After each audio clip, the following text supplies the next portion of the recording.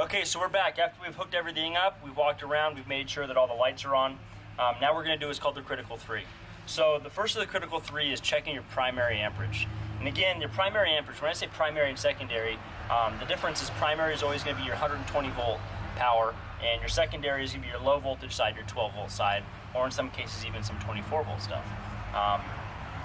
Looking at the transformer, again, it's a 200 watt transformer. My maximum amperage I can put on this transformer is 1.66 amps. So if I exceed that 1.66 amps, I've got to make a change. I've got to go out there and reduce the wattage of the lamps. I got to reduce the fixtures, whatever I have to do. But either way, no matter what, I have to be under 1.66 amps. So I'm going to take my amp probe to check my primary amps, set on my amp setting. I'm going to let this zero out. And then if you notice our primary power connection right here, we have a fused outlet.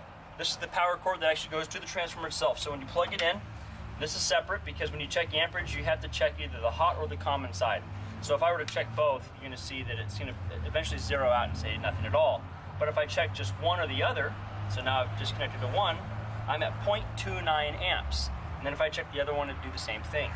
So 0.29 amps compared to my 1.66 amps, I'm well within range. So I'm way under power on this transformer, which is perfect.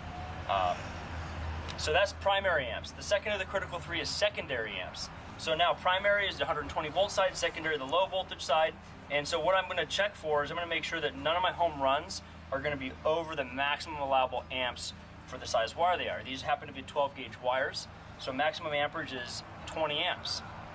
Now, generally the National Electric Code is going to tell you that you can't exceed 80% capacity on these wires. So 80% of 20 is 16 amps. So my maximum amperage I want to check for is nothing over 16 amps. So again, leave it on the amperage setting, and you're just going to check one of the home runs. I'm at 0.20 amps. So, and you see it's still dropping, zeroing in right now. So 0.19 amps, way under my 16 amp max. And then I'm going to check the second home run, and I'm at 1.56 amps. So again, way under my 16 amps. And you know, so looking at this, obviously I could have probably put all these fixtures on one home run, but again, one transformer home run wires going to the backyard, one's going to the front yard, so we just have it separated out for future expansion. So now let's go take a look at the third of the critical three, which is voltage at your point of connection. Okay, so now that we've hooked the transformer up, we're going to check the power supply over here. Again, these are Flex Series LEDs that we're using, so the voltage range is between 10 and 15 volts.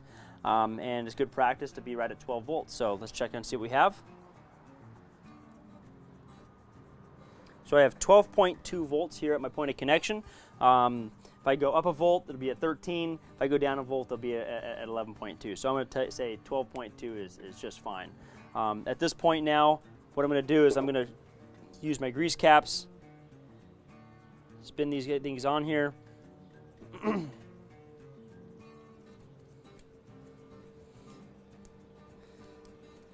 That gives it a nice seal.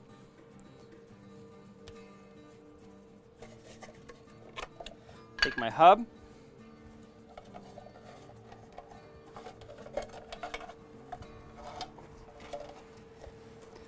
And until I bury the wire, I'm just going to let those hang out just like that. On to the next. Okay, so now that I've gone and checked the voltage at our hubs, one's at 12 volts, the other's at 12.17. And I know my voltage range for a Flex Series LED lamp is between 10 and 15 volts. So, you know, common practice is to try to get it right at 12 volts, and that's what we've done.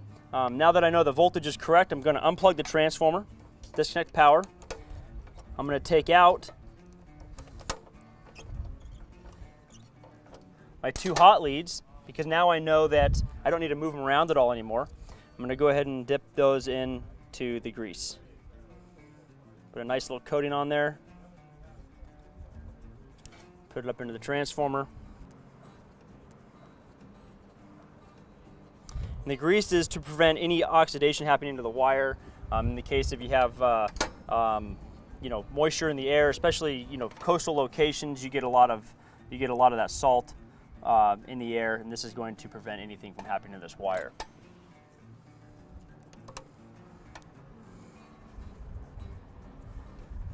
If you notice, I'm not I'm not being afraid of putting a lot of grease in there. So got quite a bit of grease. If anything, it just helps things out. Now the transformer is ready to go. Next is going to be programming a Light Logic LPCU A module to this transformer. So stay tuned, and that's what's next.